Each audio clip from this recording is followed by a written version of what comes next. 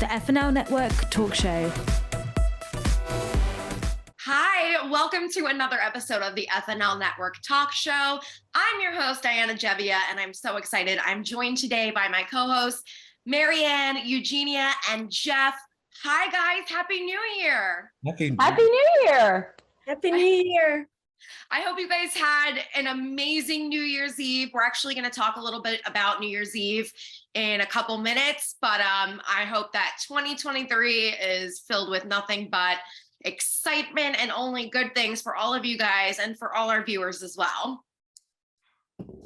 Back at you guys. I hope you had fun. What did you do for New Year? I actually went to a casino party. I was still in Jersey, and I went to a casino with my mom in Philly, and Real Housewife of New York, Dorinda Medley, was having a party. So I went to that. Fun!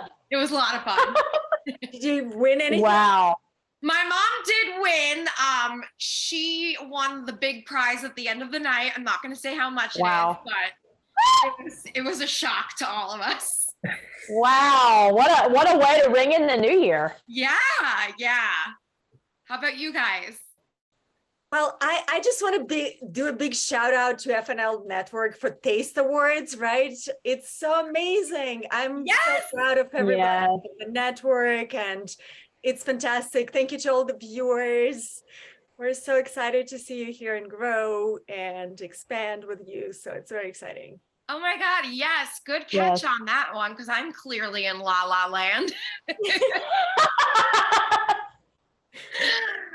Oh man, on that note, why don't we get right into our topics? So on the note of New Year's, I want to talk about New Year's Eve specials, because every channel does something a little bit different. And you know, New Year's Eve, New Year's Rockin' Eve with Ryan Seacrest on ABC. That's the one most people watch, but my mom and I have been tuning into CNN the past couple of years because we love Andy Cohen and Anderson Cooper. We think they're hysterical together. However, this year they were not allowed to drink. And in the past, they would take a shot at the top of every hour, and it was hysterical. Last year, Andy was saying goodbye to Bill de Blasio, the former mayor of New York City, and like totally dissed him. He called Journey without Steve Perry the fake Journey. It was amazing TV, but because he insulted ABC, CNN was like, nah, you guys are being sober this year. And a lot of people, myself included, were not happy. Like people on Twitter were blaming Ryan Seacrest for it. Kevin Hart notably was like cursing up a storm on CNN about why they couldn't drink. So I want to know, do you really think that this is affecting the anchor's credibility? Do you think we should just allow them to let loose on New Year's Eve? It is New Year's Eve. Or are you like over the whole New Year's Eve specials period? And Marianne, since you're top left of my screen, let's start with you. I like the New Year's Eve specials. It's just something that's happened for so long. Mm-hmm. For me, it's kind of like a tradition, you know? I don't like that they said they couldn't drink. That's my opinion, because there's a lot of humor in that. You know, when people drink, yes, they're going to say sometimes things that others may not agree with, but that's just being real. I mean, let's be honest. That's just being real. That's just being who they are.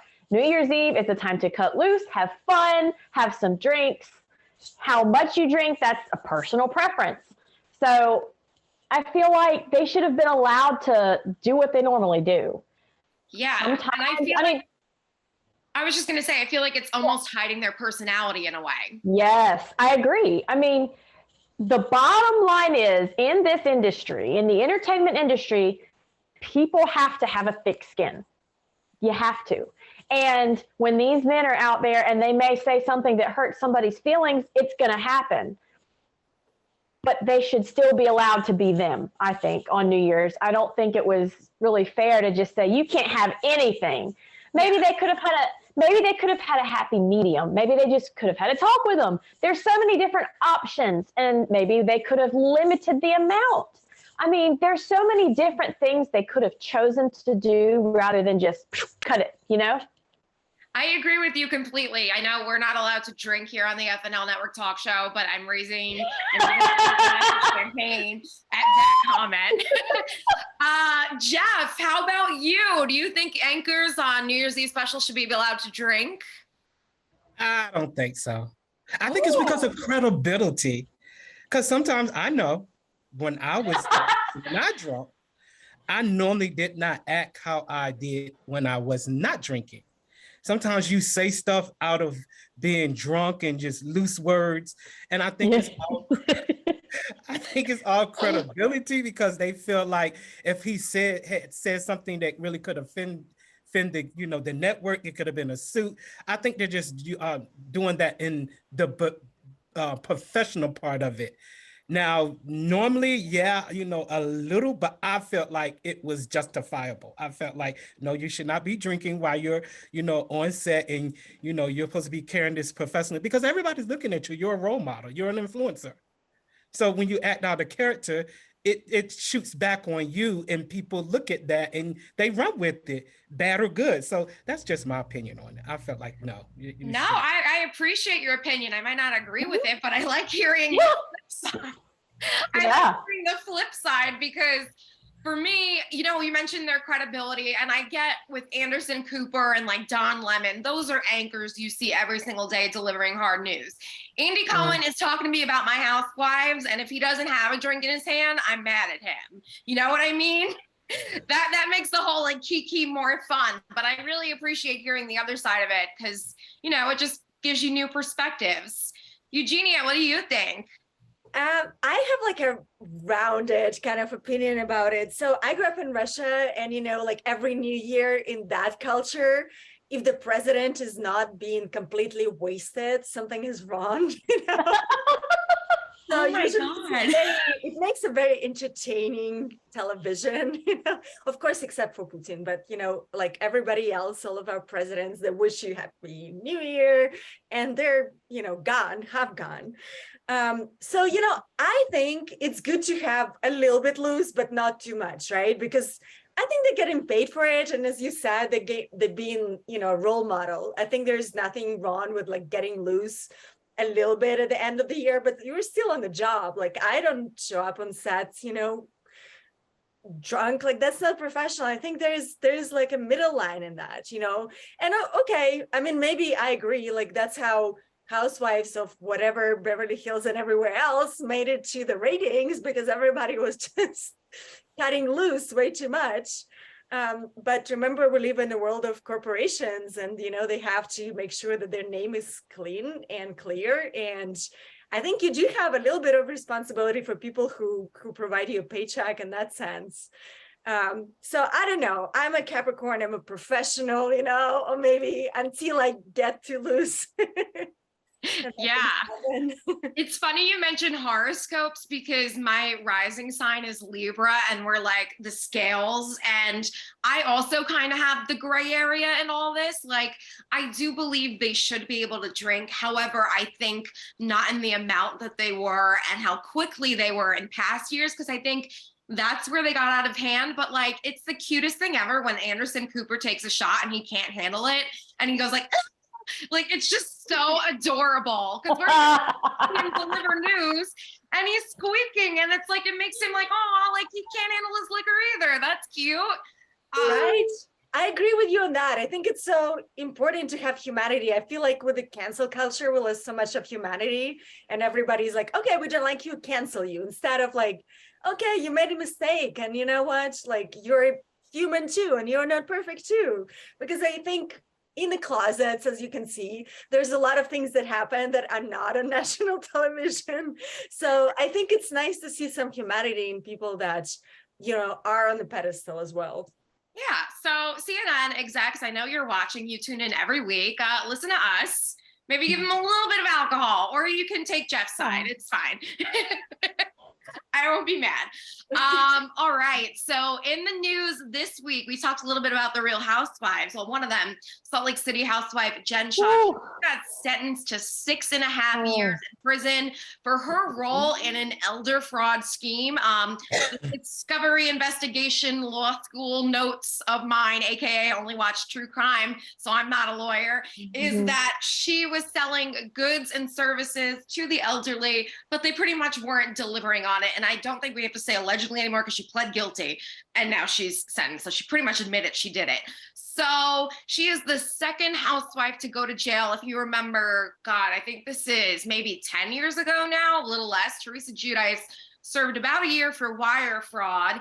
And she's the third housewife to be named in a fraud lawsuit. We have Erica Jane as part of her husband, Tom Girardi. He's kind of allegedly, they're claiming that he allegedly stole money from his victims of the lawsuit instead of giving them the settlements. And she's tied into that and they're sorting that whole thing out. So I want to know why all these housewives go on TV. They think it's a great idea to go on TV knowing they did something wrong. Yeah. What do you think it is? Do you think they're trying to better their image, or do you think they think they're above the law? And do you think that TV networks have a responsibility to vet cast members better? And Jeff, I'll start with you. Yeah, I think that they should. When they're casting them, do a background check. I think in the excitement when they actually getting chosen to actually do TV, they don't realize that sometimes those things will come back and bite them. And you got to realize it's a mindset. So if your mindset hasn't changed, you're still doing the same thing you did when you were before you came on and said those things are still in effect. So I just feel like it just is the person's personality and the person.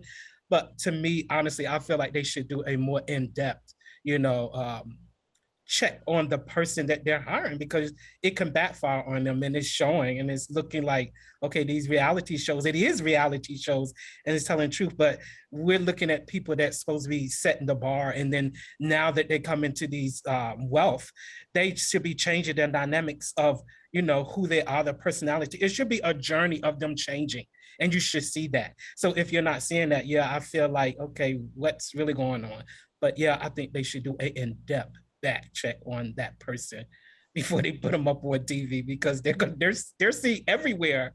It's not just them seeing in their local town or around friends and family. They're seeing like internationally, or they're on big sets that everybody's watching them, and their life is a living book in life, truth.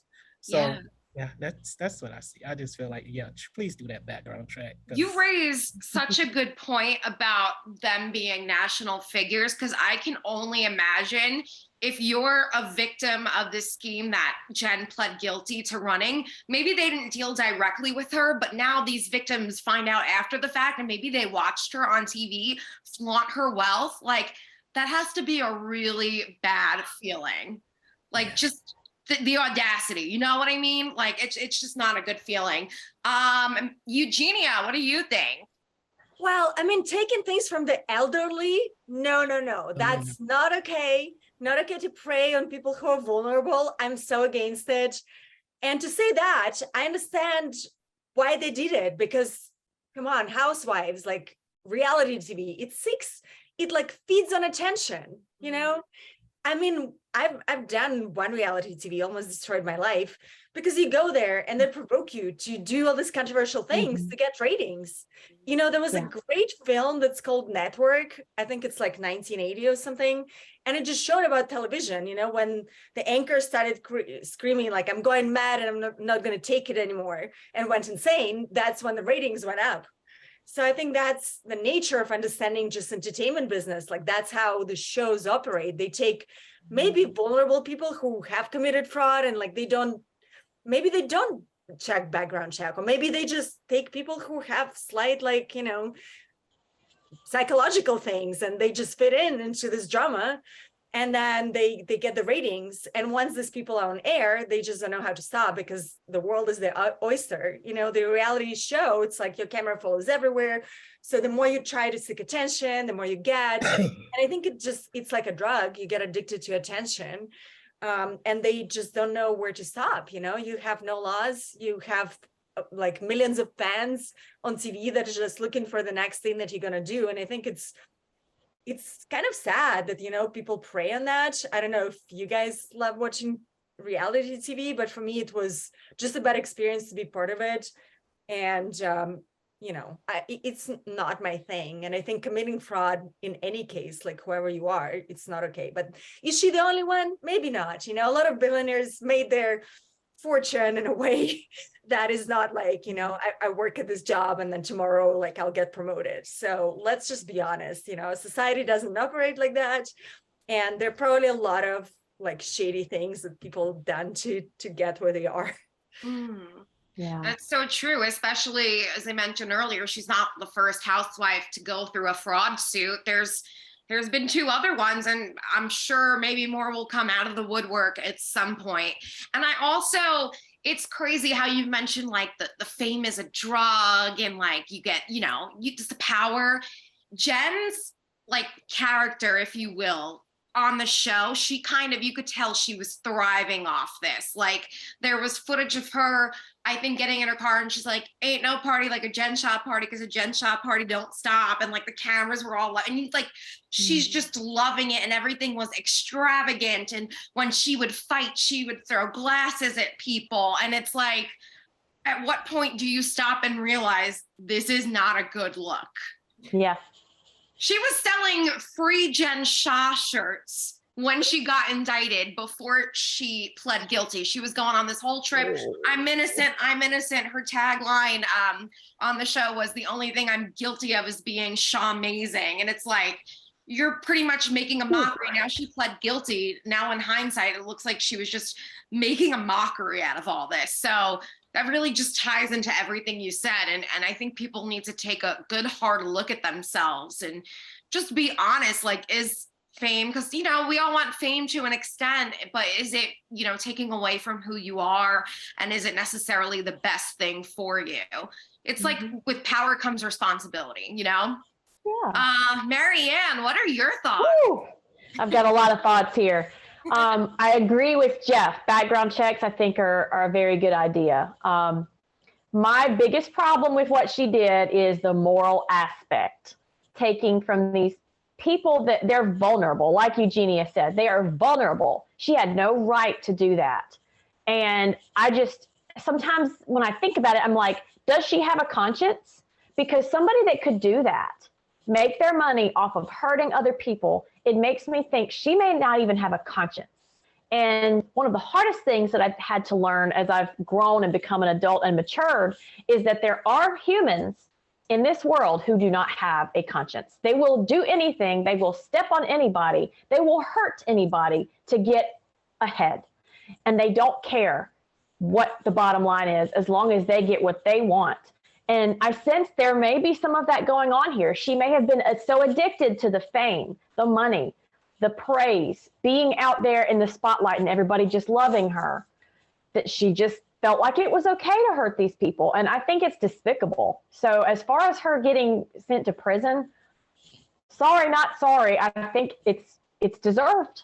You don't steal from people and then parade around on TV and act like you're just God's gift to the world. I'm sorry. It doesn't work that way. It's not fair and it's not right. So that's what I think. Yeah, really good points. And to further your conversation about conscience, after she was sentenced, Page Six is reporting that she took 20 of her friends and family members out for a lavish dinner party in an Italian restaurant in New York City. And I actually did a TikTok about that. And do you know, people were commenting like, let the woman eat. And I'm like, it's not about her eating or not. It's about like, yeah, you want to spend your last moments with your family, go do it in private. Because to hire security and to bring 20 people into the nearest Italian restaurant is just disgusting. Like, number one, whose money are you doing that with? And number two, it kind of just like, in my opinion, negates everything you were trying to say at your sentencing trial about how you were sorry and how you want to do better. And to me, it kind of looked like she wanted that last glance with the paparazzi to, you know, her last hurrah. So yeah, It's really disgusting. And she was preying on the vulnerable, like you guys said.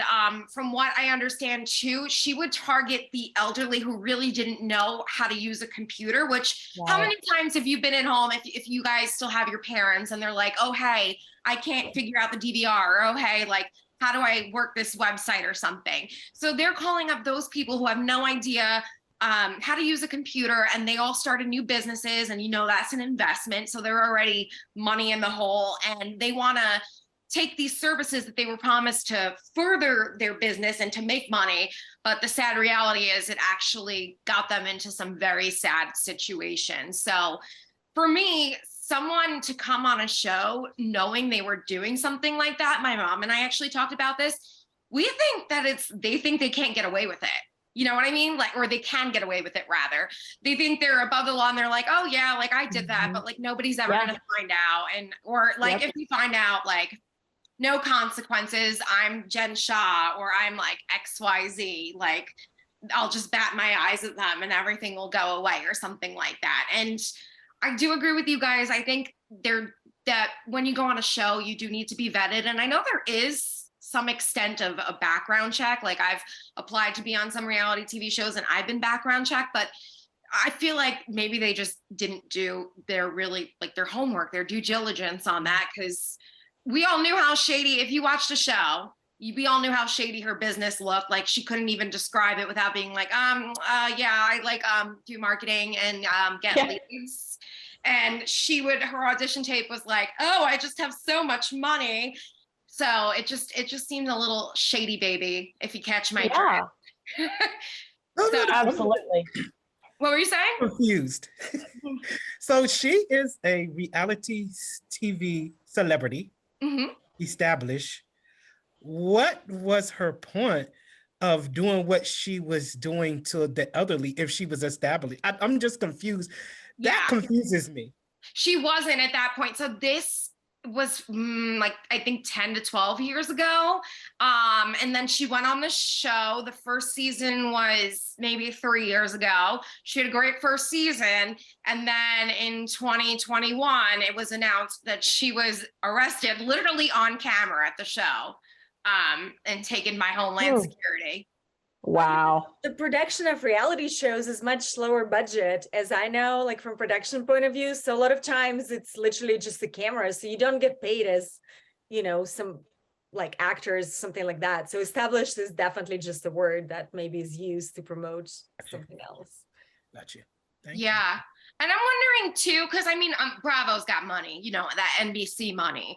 But that Salt Lake City was a fairly new show, like that she was one of the first cast members. So I'm wondering if, maybe they did pay them less than everyone else. And, she kind of just took an opportunity and chomped at the bit, but it backfired really badly. Never do bad, it comes back. Yes. I'm telling you. It does. It does. I don't know about you guys, but like, I'm so anxious. Like I will wake up in the middle of the night and be like, oh my God, where's my birth certificate? What if I need it? What if somebody asks me for it? I could never think of being like, oh, I'm just gonna commit a crime today and it'll be easy breezy lemon squeezy. No.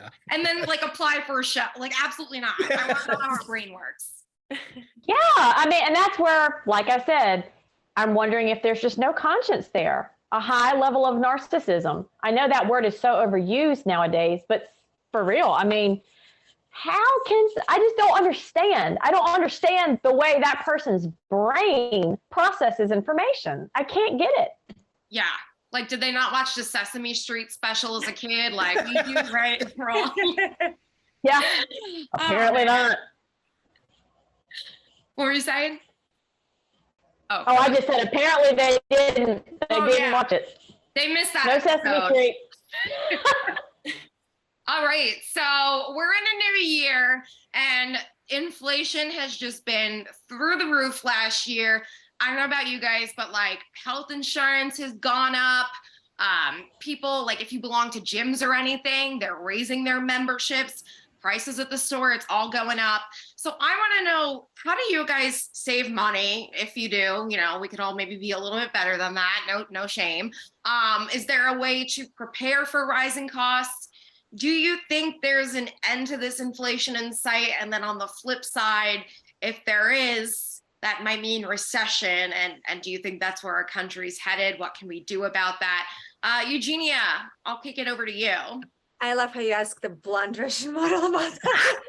Just like, okay, let me talk about inflation. Who hasn't gone first yet? That's so funny. Okay. Actually, on the other side, I'm such a nerd. So one of my friends is this amazing economist. His name is Nouriel Roubini, and he does a lot of predictions for economy and these type of things. And I've been listening to it recently, and I think I agree with him. In this type of things, you don't want to go crazy like cryptocurrency because, they crash, things that you kind of gamble in more safer times. In this time, it's better to invest in things like gold because it will never go down. Maybe it's a safe investment, but it is a stable investment. So that's what I've done. Also invest in things that, are not going away, like oil, gas, all these companies that have natural resources all over the world. They're becoming scarce. And this is something that is solid. It's definitely not going away. People will need it. Well, maybe not with electric cars, but still for other things, solar, ecology things I think are very valuable. And real estate, like I'm looking for a house because, it depends on like if you can afford a house, but if you can, it's a really good time. Even though the interest rates are rising, not a lot of people are buying, so you can negotiate the price down. And I think real estate is always good, no matter what, you can rent, you can, I plan to rent it for photo shoots and, have somebody else live there. So it's definitely more steady, more stable, and something that you have to think long-term. That's what I personally do. Also invest in a lot of clothes, but this is not really, I love fashion. And I learned one thing. So I used to be such a compulsive shopper and not very good. But now I know there are a few brands that are resellable, like Chanel, Hermes, Louis Vuitton. Basically, it's the things, a lot of models do that, because we have to wear clothes so much out, like for different red carpets and things like that. A lot of times you resell it. So that's a very smart thing to do. There are a lot of businesses like that. And I think, it is good to be more sustainable in fashion as well, like wear the same thing or, just be protective of the environment. Like you don't need a new thing, get a vintage thing and save money that way. That's I guess it. Of course, my kids would never listen to a blonde model podcast about investments, but here I am with you guys. Thank you for the question. You were you did your homework, you understood the assignment, we got an economist. I'm super impressed. I love how you said you were a compulsive shopper because I can relate so hard to that. Like before I moved out on my own, if I was having a bad day, there's nothing a trip to the mall couldn't fix. Yep. And that's one bad withdrawal when you have to stop doing that. For me, I've kind of leaned on setting up an Excel sheet. I love an Excel sheet to cool. budget. There are apps like Rakuten that you can activate stores on your credit card. And if you go there, you'll get more cash back. Things like that are helpful. My mom is the queen of the coupons. She still cuts physical coupons. God bless. I look on my phone. I'm in the, the millennial age doing things. And yeah, I think, you brought up investing in stuff like that. And that's something I never thought of because I always it intimidates me, but you're so right that gold is never going to lose value. Things like natural resources, we need those things. So that's really all sound advice. Marianne, what about you? Ooh, it's been interesting to see how things are going, and prices are definitely way high. Some of the things that we do here at our house, we live on a farm, and so we have chickens. At least we can get eggs right now. Those girls are not laying, and I don't know why. I think it's just because of it being cold. But that helps, cooking at home, using the vegetables that we planted over the summer and froze. We, do a lot of that, homemade soups with the fresh vegetables. We try to be as self-sufficient as we can here on the farm and go out to eat less. I know that sounds small, but I have looked at our account before and I've seen how that adds up. It adds up. So let's see, not going out to eat as much. We do have a financial advisor. I'm not great as far as knowing about investments and knowing what's the best one, but we do have a financial person that we meet with, and he helps us with our investments. And we kind of go over what's going on currently, what he thinks would be a good idea. And so that helps. As far as an end in sight, I don't know what to think. I worry. I do worry. I am somebody that worries, and I sometimes wonder what's going to happen next, because a friend of mine, she had a 10% job cut at her company just last week. And I'm just wondering, are we going to go into another recession? I remember 2008. 2008 was awful. 2008 was so bad, and I would never want to return to anything like that. I can only hope that doesn't happen. But right now, it honestly doesn't look good. Yeah, for sure. I do like, though, how you mentioned the financial advisor, and I had a question for you, because obviously that's someone you really have to trust to take a look at your books and manage your money. So for those of people who are watching and are like, oh, this might seem like a good idea for me, what was the process of finding your financial advisor, and like what are some qualities you looked for? So he is someone that's local. I do think it's a good idea to have somebody that you maybe meet with a few times first.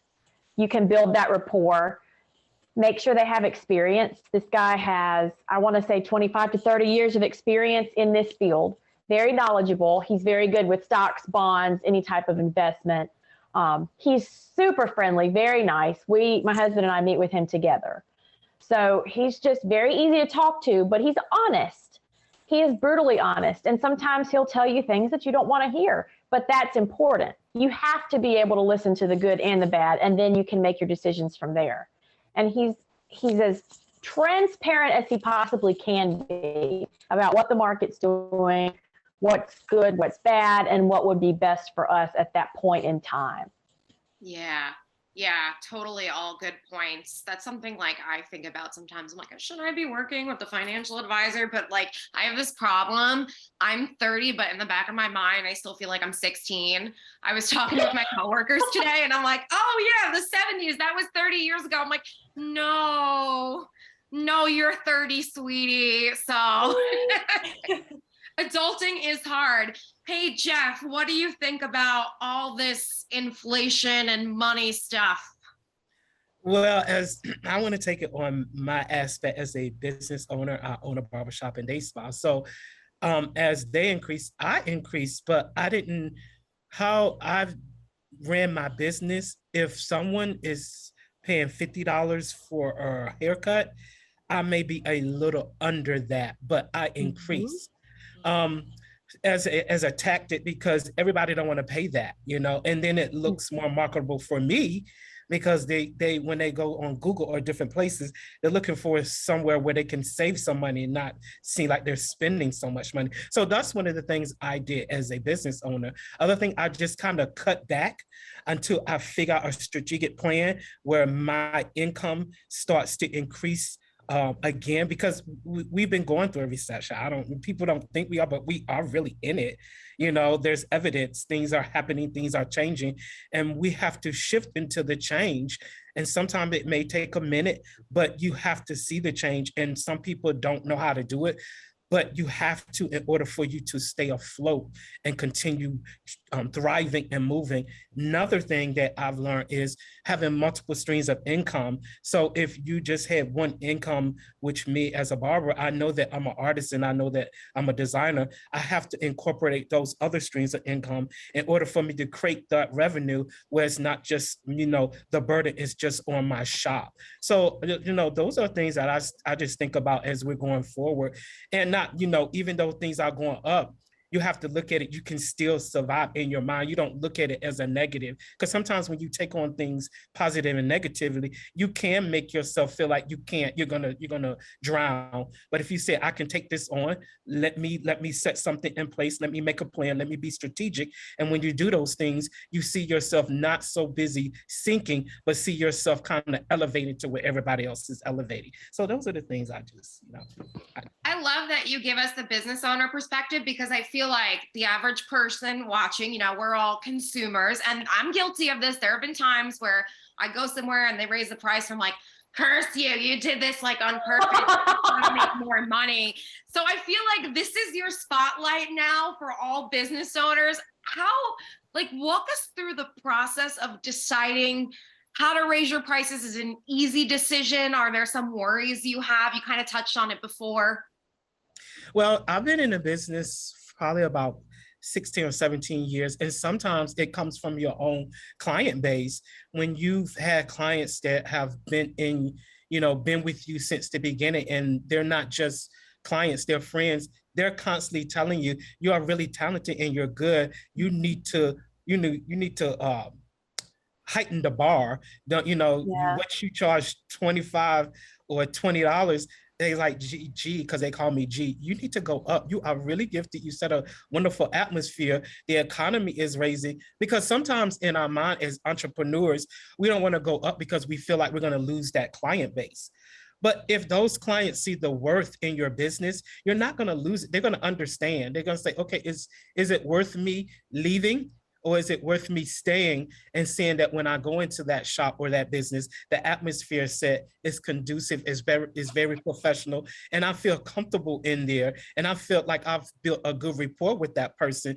So I feel like, as a business owner, what you learn is it's not just, their clients, their fellowship, like relationship, their network, they're people that you become friends with.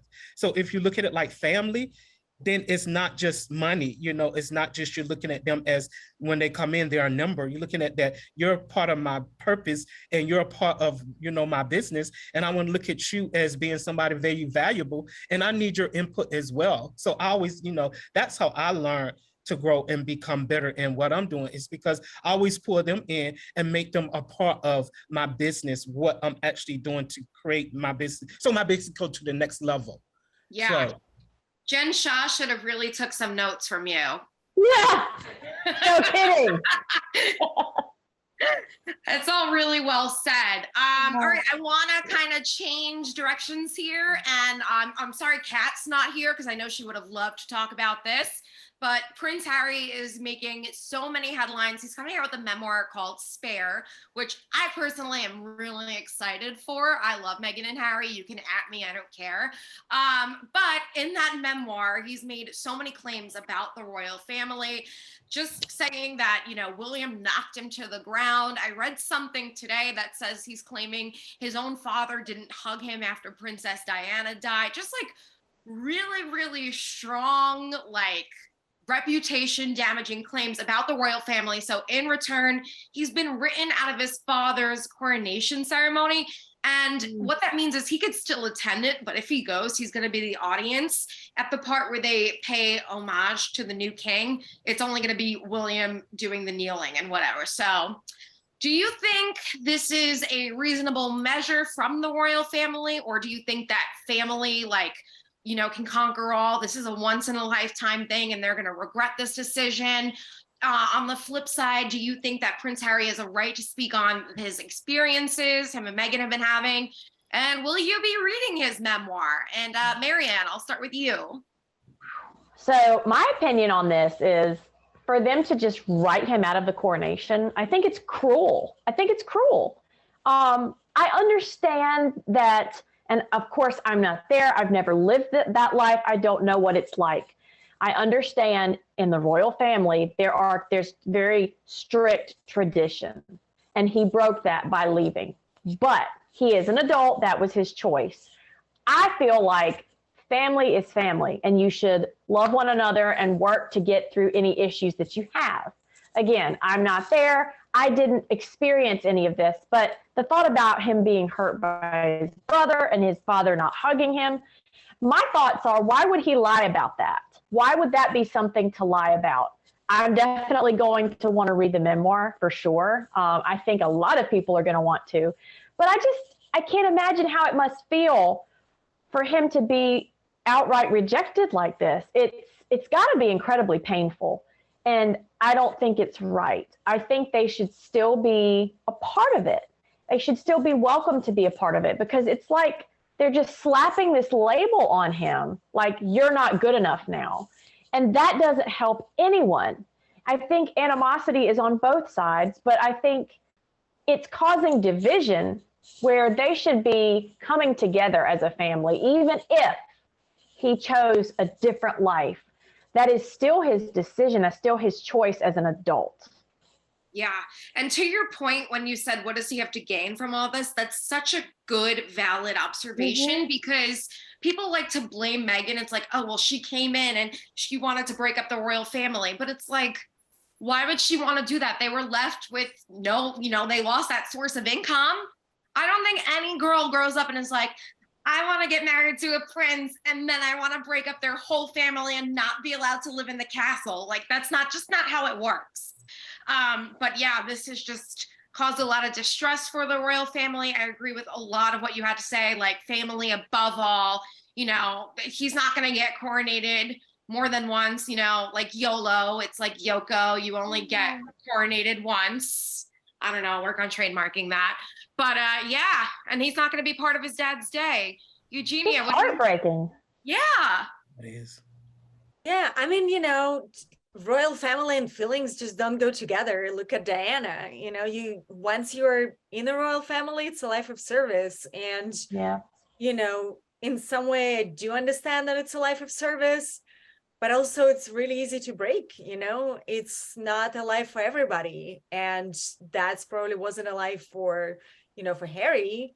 And I do agree that family does come first, no matter what. And I think that would be a much better message for the whole world, rather than staying with the old, that's an old energy. Like, oh, it's, everything is about control and rulers. I think the world is changing, it's opening up. So I think it would have shown a better morale to the world, just because, there's such a huge change after the Queen's death. And, it could have been such a positive thing that they would, move forward. And I think it's all about forgiveness and, acceptance.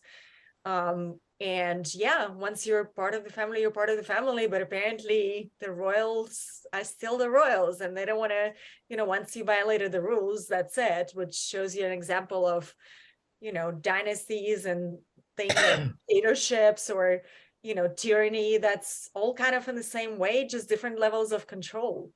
And I'm not pro control. I think we all should have choices, especially if you're born into that and not specifically like married. It wasn't even your choice. Right. That's also a good point about setting a better example. That's something, I don't know about the rest of us, but I didn't even think of it that way. You always come to us, Eugenia, with like the voice of reason and like how to be more positive. I love that about you. Like, I'm like, damn, I could learn from this girl. I should learn from this girl. Jeff, what do you think? I feel like he's breaking tradition. I felt like he experienced those things in his life, and he did not want to carry those things into his future with his new generation, which is his wife and his kids. And it does hurt when you feel like you're being ostracized.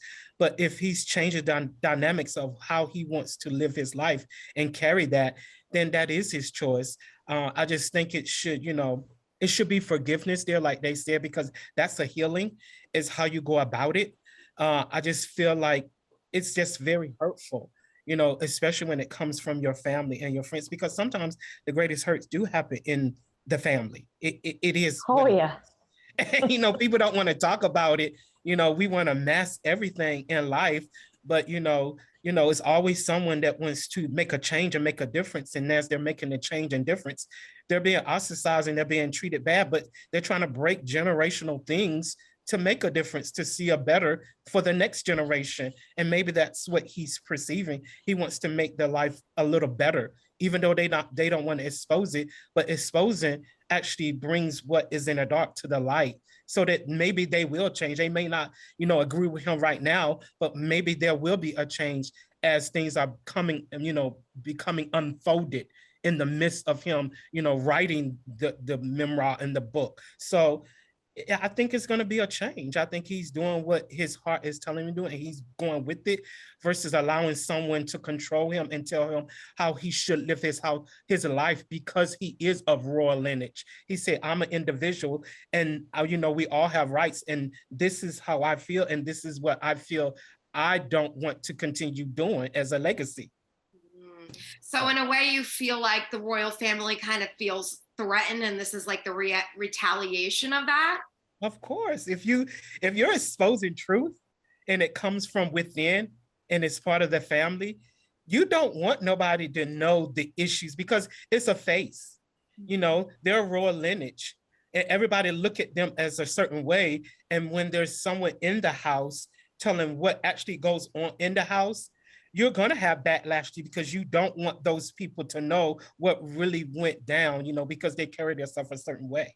They're humans just like anybody else, but they don't want people to see the human part of them. They just want to see the wealth and the royalty and the control and the power. But, all kingdoms fall. It is what it is. Everything's set up, and then sometimes kingdoms fall. And they fall for a reason, to build back, to create a greater kingdom. So that's just my perception on it. Amazing. Did you guys watch the Meghan and Harry documentary on Netflix? I've started it. I have not completed it, but I've started it. I loved it. I haven't seen it. Why did you love it? I think a lot of it was like what Jeff said. It was exposing the truth. And one of the things that I found so fascinating, which I didn't really think too far into before watching it, was that the royal family kind of has like an alliance with the press.